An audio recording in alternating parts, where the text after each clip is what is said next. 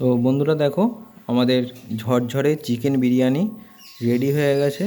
মারাত্মক টেস্ট হয়েছে। তোমরা যেভাবে দেখাচ্ছি সেভাবে একদিন বাড়িতে বানিয়ে খেয়ে দেখো, জাস্ট অসাধারণ লাগবে। সঙ্গে একটু স্যালাড নিয়ে নিয়েছি, জাস্ট ফাটাফাটি। আর যারা চ্যানেলটি নতুন দেখছেন তারা হচ্ছে চ্যানেলটা সাবস্ক্রাইব অ্যান্ড ফলো করে দেবেন, আর ফ্রেন্ডদের মধ্যে একটু শেয়ার করবেন। Thank you. নমস্কার বন্ধুরা, রান্নার পাঠশালায় আপনাদেরকে স্বাগত জানাই। আজকে বানাবো চিকেন বিরিয়ানি। তার জন্য আমি বাসমতি চালকে জলে ভিজিয়ে রেখেছিলাম 30 মিনিট মতো। তো চালটা এখন ধুয়ে নিয়েছি। তো আমি এখানে জল ফুটতে দিয়ে দিয়েছি। আমার এখানে জল ফুটছে। এবার হচ্ছে এই চালগুলোকে আমি এই ফুটন্ত জলের মধ্যে তুলে দেবো। এবারে এটার মধ্যে আমরা দিয়ে দেবো নুন, আর দিয়ে দেবো কিছুটা সর্ষের তেল। তাহলে হচ্ছে আমাদের ভাতগুলো জড়াবে না। এবার এটা হচ্ছে ভালোভাবে মিশিয়ে দেবো চালগুলোর সাথে। চালের যে ফুটন্ত জলটা, এইটা আমি দু হাতেই বাড়িটার মধ্যে তুলে রাখলাম। লাস্টে দেখাবো যেটা কেন আমি জলটা তুলে রাখলাম। তো এবার বন্ধুরা, আমরা কড়াতে তেল নিয়ে নিয়েছি। তেলটা গরম হওয়ার জন্য দিয়েছি। তো তেলটা এখানটা আমি একটু বেশি করে নিয়ে নিলাম। একবারে আমার মাংসটা করতে যতটা রাখবে ততটা আইডিয়া মতো নিয়েছি। যদি দরকার হয় তো একটু মেশাবো। তো হচ্ছে এর মধ্যে এবার সবার আগে দিয়ে দেবো পেঁয়াজগুলো, কারণ হচ্ছে পেঁয়াজগুলো বেরেস্তা বানাতে হবে। তো সেই জন্য হচ্ছে আগে আমি যতটা পেরেছি তেলটা দিয়ে নিয়েছি। তো এখানে আমি সব পেঁয়াজটা একসাথে দিয়ে দেবো। তো এ থেকে কিছুটা পেঁয়াজ বেরেস্তা বানিয়ে নেবো, আর কিছুটা পেঁয়াজ মাংস করবো বলে মাংসে যতটা লাগবে ততটা হচ্ছে এখান থেকেই রেখে দেবো। তো সেই জন্যে বেশি পরিমাণ হচ্ছে পেঁয়াজ একটু আমি নিয়েছি। তো এখানে হচ্ছে আমি পেঁয়াজগুলোকে ভালো করে ভেজে নেব। এখানে পেঁয়াজ ভাজার সময় নুন দেব না, শুধু এটাকে পেঁয়াজগুলোকে কড়া করে ভাজবো। তো মোটামুটি এর মধ্যে থেকে আমি অর্ধেকটার মতন তুলে নেব পরে মাংসটা বানাবার জন্যে, আর অর্ধেকটাকে কড়া করে ভেজে নেব বেরেস্তা বানাবার জন্য। তো তোমরা পুরো প্রসেসটা দেখতে থাকো যে কীভাবে হচ্ছে আমরা বিরিয়ানিটা বানাচ্ছি। খুবই সহজ সরলভাবে ঘরোয়াভাবে বিরিয়ানিটা বানিয়ে ফেলবো। তো আমার বেরেস্তাটা রেডি হয়ে গেছে। এবার বেরেস্তাটা আমি তুলে নেব। তো এবার এই বেরেস্তা ভাজার যে তেলটা আমার কড়াই বেঁচে আছে ওটার মধ্যেই হচ্ছে আমি আলুগুলোকে ভেজে নেব। কারণ ভারতবর্ষ অন্যান্য জায়গার বিরিয়ানির মধ্যে যদি আলু নাও থাকে, কিন্তু আমাদের বাঙালিদের মানে বিরিয়ানিতে আলু অবশ্যই লাগবে। তো আলুগুলোকে হচ্ছে আমি এটাতে হচ্ছে একটু নুন আর হলুদ দিয়ে আলুটা ভেজে নেব। আমি যে পেঁয়াজটা তুলে রেখেছিলাম বেরেস্তা করার সময়তেই, বেরেস্তাটাতে একটু বেশি ভেজেছিলাম, তো এটাকে তুলে রেখেছিলাম। তো এই পেঁয়াজটাকে হচ্ছে আমি এখন এর মধ্যে দিয়ে দিলাম। তো দিয়ে ভালো করে আর একবার তেলের সাথে এটাকে গরম করে নেব, কারণ এটা অলরেডি ভাজাই আছে, এটাকে আর বেশি ভাজবো না। এবার এটার মধ্যে আমি দিয়ে দিচ্ছি কিছু গোটা গরম মশলা। আমি নিয়েছি দালচিনি, এলাচ, লবঙ্গ, গোটা গোলমরিচ, আর একটু হচ্ছে তো আপনার জায়িত্রী, আর হচ্ছে একটু জায়ফলকে অল্প করে হচ্ছে আমি গ্রেট করে দেবো। বেশি দেবো না, খুবই অল্প পরিমাণে একটু জায়ফলকে আমি একটু গ্রেট করে দিয়ে দিলাম। এই সবকটা গোটা গরম মশলা আমি তেলের সাথে ভালো করে মিশিয়ে নিলাম। এটার মধ্যে আমি দিয়ে দেবো অল্প পরিমাণ একটু নুন।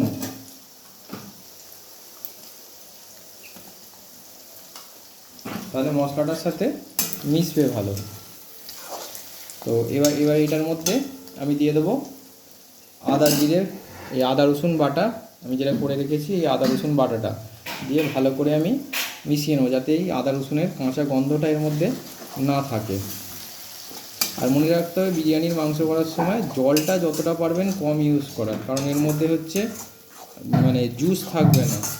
তো সেই জন্য মশলাটা খুব ভালো করে তৈরি করতে হবে। আমাদের আদা রসুনটা ভালো করে ভাজা হয়ে গেছে।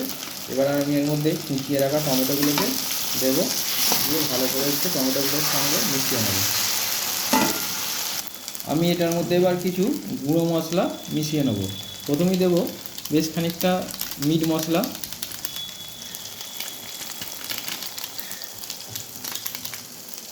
আচ্ছা এবার দেবো একটু কাশ্মীরি লাল, এর সাথে এখনই আমি দিয়ে দেবো একটু ছাই গরম মশলা, দেবে একটু জিরের গুঁড়ো, দেবে একটু ধনের গুঁড়ো, দিয়ে এটাকে আমি মশলাটাকে ভালো করে একটু কষিয়ে নেব। জাস্ট হলুদটা দেওয়া হয়েছিল না, দিয়ে দেবো একটু হলুদ। এটাকে আর কোনো মশলা আমি এখানে ব্যবহার করছি না, এই মশলাটাকেই ভালো করে কষাবো। তো দেখো বন্ধুরা, আমাদের মশলাটা পুরো জবরদস্ত কষানো হয়ে গেছে, দারুণ মশলাটা কালার এসেছে এবং তেল ছেড়েছে। তো আমি এবার হচ্ছে এখানে যে চিকেনগুলো কেটে নিয়েছি, তো মিডিয়াম পিস কেটেছি আমি, খুব বড় বড় কাটিনি। তো সেটা হচ্ছে আমি এবার এর মধ্যে দিয়ে দেবো, মাংসটাকে ভালো করে আমি এর উপরে এবার মিশিয়ে নেব। আমি এখানে নিয়েছি একটু টক দই, এই টক দইটাকে হচ্ছে আমি ফেটিয়ে নিয়েছি ভালো করে। টক দই কখনও ডাইরেক্ট ঠান্ডা মাংসের উপর দেবে না, তাহলে টক দইটা কেটে দেখবে টুকরো টুকরো হয়ে যায়। তাই এরকমভাবে ফেটিয়ে নেবে, ফেটিয়ে টক দইটা মাংসের উপর থেকে ভালো করে দিয়ে দেবে। তাই মাংসটা একটু কষাবে। আর মাংসটা কি জবরদস্ত কষানো হয়েছে দেখো, পুরো একদম মনে হচ্ছে যেন বিরিয়ানির দরকার নেই, এরকম জাস্ট কষা মাংস। আর জন্য বিরিয়ানির জন্য যে ভাতটা করেছি সেই ভাত তো রাতেই অসাম লাগবে, কিন্তু আজকে বলেছি বিরিয়ানি করব, তাই বিরিয়ানিটা আমায় কমপ্লিট করতে হবে। তো দেখো বন্ধুরা, আমরা হচ্ছে আলুর সাথে মাংসটাকে মিশিয়ে নিয়েছি এবং আমাদের হচ্ছে মোটামুটি 90%-এর বেশি হচ্ছে মাংসটা সেদ্ধ হয়ে গেছে। এবার জাস্ট ভাতের সাথে পুরো প্রিপারেশানটা দিয়ে মেশাবো আর দমে দেবো। তো দেখো বন্ধুরা, যখন চালটা হচ্ছে ফুটছিল, তো ওখান থেকে যে গরম জলটা আমি চাল থেকে তুলে নিয়েছিলাম, যেটা হচ্ছে তেল দেওয়া ছিল চালটার মধ্যে, তো সেই চাল ধোয়া যে জলটা আমি নিয়েছিলাম, মানে হাঁড়ি থেকে যে জলটা তুলেছিলাম ভাত হওয়ার সময়, তো ওটার মধ্যে আমি মিশিয়ে দিচ্ছি ঘি। তো আমি ওটার মধ্যে মিশিয়ে দিলাম বেশ খানিকটা ঘি। এই ঘিটাকে আমি হচ্ছে এইবার এটার মধ্যে ভালো করে মিশিয়ে নেব। এবার তোমাদের দেখাচ্ছি প্রিপারেশানটা কী করে করি। এবার দেখো বন্ধুরা, আমি একটা কলা পাতা নিয়েছি, কলা পাতাটা হাঁড়ির নিচে দিয়ে দেবো। কারণ সাধারণত তোমরা এটা দোকানে দেখবে না, যে দোকানে হচ্ছে ওরা তো করে করে ডেলি হচ্ছে অভ্যস্ত। এবার তোমাদের হচ্ছে দমটা যদি কোনো কারণে কম বেশি হয়, বা আমার নিজেরও বিরিয়ানিতে অন্তত মাসে ধরো একবার করি, তার তো বেশি না, তো হচ্ছে কোনো কারণে যদি ধরে যায়, তো নিচেটা কলা পাতাটা দেওয়া থাকলে কোনো অবস্থাতেই ধরবে না। তো আমরা এবারে আলু আর মাংস দিয়ে যে মাংসটা করেছি, তো এই মাংসটা হচ্ছে এর নিচে হচ্ছে হাঁড়ির নিচে হচ্ছে পুরোটা ঢেলে দেবো। খুব অল্প পরিমাণ গ্রেভি আছে, কারণ অল্প গ্রেভি না রাখলে নিচেটা হচ্ছে ধরে যাওয়ার সম্ভাবনাটা বেশি থাকে। তো এটাকে একটু মাংস আর আলুটাকে সেটেল করার জন্য এর মধ্যে এইভাবে দিয়ে দেবো। এবারে হচ্ছে এর মধ্যে হচ্ছে আমি যে রাইসটা করে রেখেছি, রাইসটাকে হচ্ছে ভালো করে সেট করে দেবো। তো এইভাবে আমি রাইসটাকে হাঁড়ির ভিতরে পুরো হচ্ছে দিয়ে দিচ্ছি। রাইসগুলোকে তবে সাইডে হচ্ছে বেশি দিচ্ছি, মিডিলটায় আমি হচ্ছে কম রাখবো, কারণ হচ্ছে মিডিল দিয়ে যে ভেপারটা, সেই ভেপারটা মিডিল দিয়ে ওঠে। তো আমি এবার মাঝে মাঝে হচ্ছে এই যে বিরিয়ানির মশলাটা, সেটা হচ্ছে এই মাংসের ওপর দিয়ে হচ্ছে দিয়ে দেবো বিরিয়ানির মশলাটা। তো দিয়ে হচ্ছে সেখানে হচ্ছে অল্প করে দেবো একটু বেরেস্তা, আর দেবো হচ্ছে কিছু টমেটো স্লাইস কেটে রেখেছিলাম, কিছু কেটে রাখা টমেটো স্লাইস দিয়ে হচ্ছে এর উপরে আবারও ভাত দেব, দিয়ে আবারও হচ্ছে আমি সেটা মিডিল থেকে সরিয়ে সাইডে করে দেবো, মিডিলটা আমি হচ্ছে ফাঁকাই রাখবো।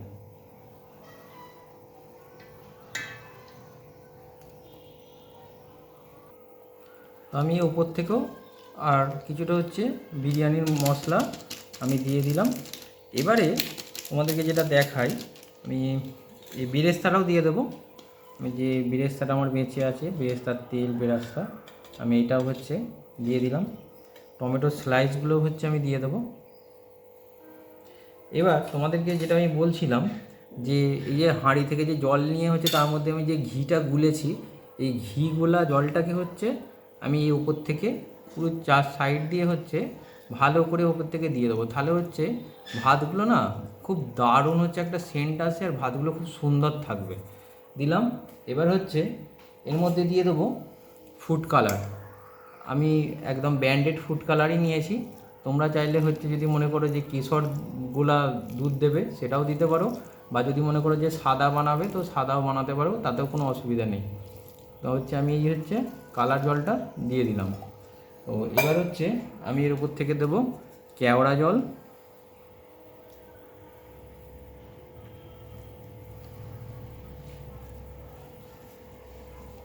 কেওড়া জল দিলাম। আর দেবো গোলাপ জল।